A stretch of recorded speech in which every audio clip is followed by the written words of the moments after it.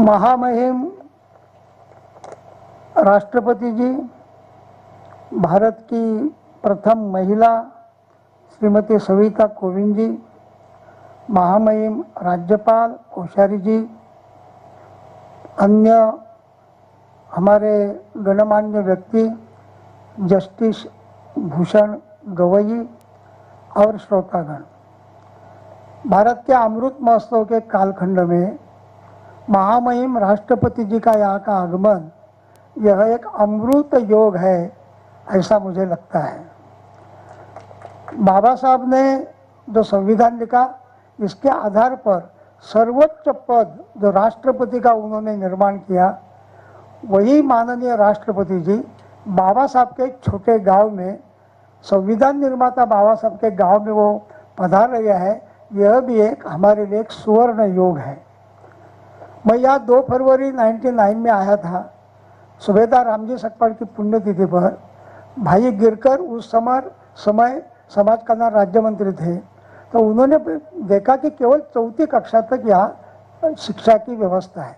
तो वो बहुत गंभीरता से उन्होंने बताया ये ठीक नहीं है, और मुझे उन्होंने उल्लेख किया कि दादा आप ज़रा यहाँ ध्यान दीजिए।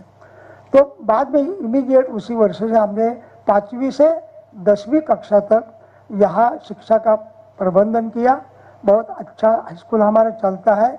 और जब मैं मुंबई यूनिवर्सिटी का सीनेट मेंबर था, उस समय यहाँ एक मॉडल कॉलेज भी यूनिवर्सिटी का लाया था, जिसका नाम विश्वभूषण भारत रत्न डॉक्टर बाबा साहेब अम्बेडकर महाविद्यालय, ये उनका नाम है।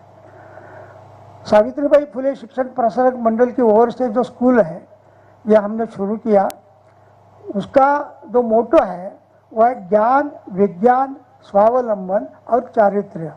ज्ञान का प्रतीक डॉक्टर बाबा साहेब अम्बेडकर है, विज्ञान का सी रमन है, स्वावलंबन का कर्मवीर भाऊराव पाटिल है, और चारित्र्य का डॉक्टर हेडगेवार है।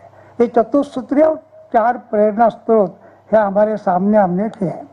बाबा साहब अम्बेडकर जी ने एजुकेट, एजिटेट एंड ऑर्गेनाइज ये त्रिसूत्री 1924 में बहिष्कृत हितकारिणी सभा की निर्माण किया करने के बाद उन्होंने दिया। तीनों विषय का मेरे ऊपर बहुत गहरा प्रभाव है, इसलिए गत 50 बरस से ये तीनों विषय में मैं काम कर रहा हूँ। और विशेषतः शिक्षा के लिए सर्वोच्च प्राथमिकता हम यहाँ दे रहे हैं। मुंबई पूजनीय बाबा साहेब पर सूबेदार रामजी सकपाल, उनके पिताजी, उनका बहुत बड़ा एक सांस्कृतिक और धार्मिक उनका संस्कार था।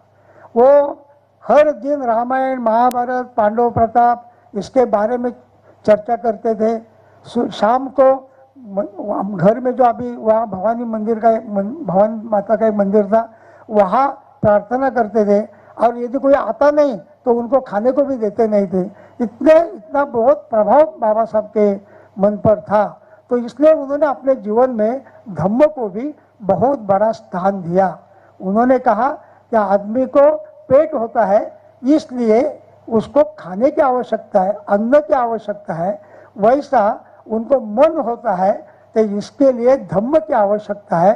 और उनका आखिरी जो किताब है वो भगवान बुद्ध एंड धम्म, हमारे हर एक व्यक्ति ने उसका अभ्यास करना चाहिए, ऐसा मुझे लगता है।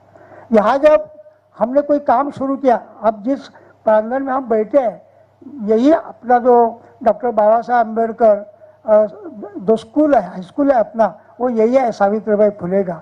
ये सब जगह बाबा साहब अम्बेडकर के वंशज है सकपाल, उन सब ने मिलकर ये जगह दी है।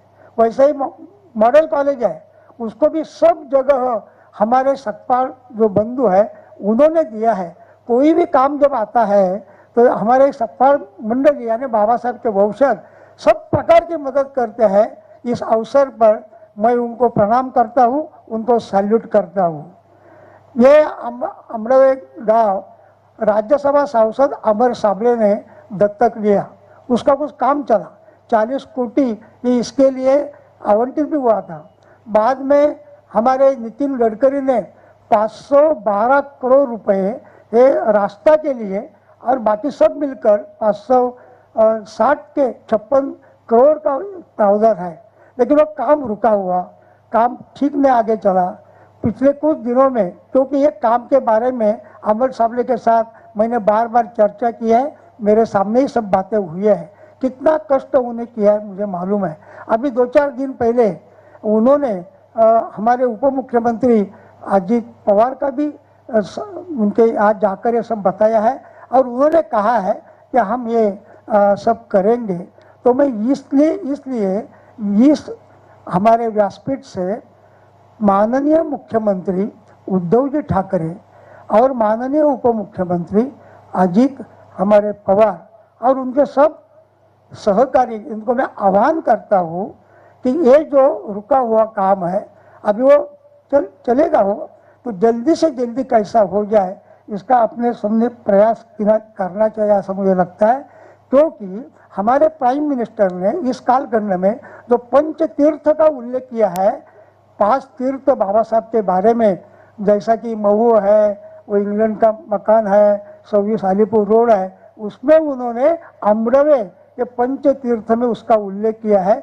वो भी ध्यान में लेकर हमने ये सब बातों के लिए चर्चा करनी चाहिए और इसके लिए योगदान देना चाहिए, ऐसा मुझे लगता है। देखो, बाबा साहब को कमरे में बैठने नहीं देते थे शिक्षा के लिए, तो कमरे के बाहर बैठकर जिस व्यक्ति ने, जिस बालक ने शिक्षा का प्रारंभ किया, वही बालक एमए, पीएचडी, बीएससी, एलएलबी, बार एटला, उस समय पूरे दुनिया में 5-6 लोग भी नहीं थे, इतनी डिग्रियां उन्होंने ले ली। तो हाँ, मैं ये आह्वान करता हूँ सबको कि यदि हम तय करते हैं तो हम कुछ भी कर सकते हैं। बाबा साहब का उदाहरण है और यहाँ कहाँ वो पैदा हुए, यानी कहाँ उनका बचपन गया और कहाँ से कहाँ आते थे, अभी हमारे सुदाम सकपाल जी ने बताया है। तो इस गांव का एक पूरा कायाकल्प हम कर सकते हैं, ऐसा मुझे लगता है। इस कार्यक्रम के लिए जो एक अप्रतिम नियोजन किया है वो विशेषतः शासकीय अधिकारी है, हमारे कलेक्टर है पाटिल साहब है, हमारे डिप्टी कलेक्टर है वो दिन रात यही है, हमारे कमिश्नर है वो स्वयं देखते हैं, पुलिस डिपार्टमेंट, मैं देख रहा हूँ कि इतना प्रयास उन्होंने किया है, इसलिए उन सबके प्रति मैं कृतज्ञता व्यक्त करता हूँ और उनका आभार भी व्यक्त करता हूँ और उसको अभिनंदन भी करता हूँ। राष्ट्रपति महोदय और राज्यपाल जी, इनका आशीर्वाद इस सब विषय पर रहे, ये मैं उनको आग्रहपूर्वक विनती करता हूँ।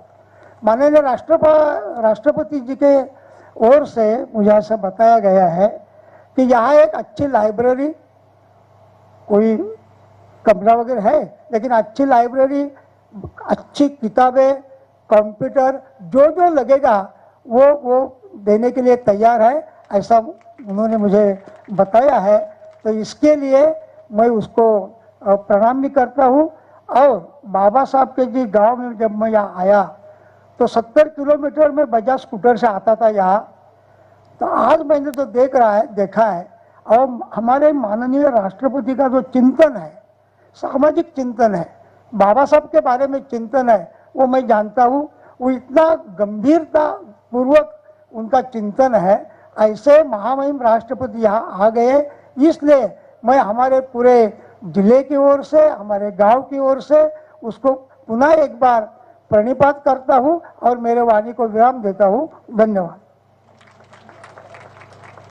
माय कोकण सबस्क्राइब करण्यासाठी लाल बटनवर क्लिक करा आणि त्यानंतर येणाऱ्या बेल आयकॉनवर क्लिक करून सर्व अपडेट्स आपल्या मोबाईलवर मिळवा।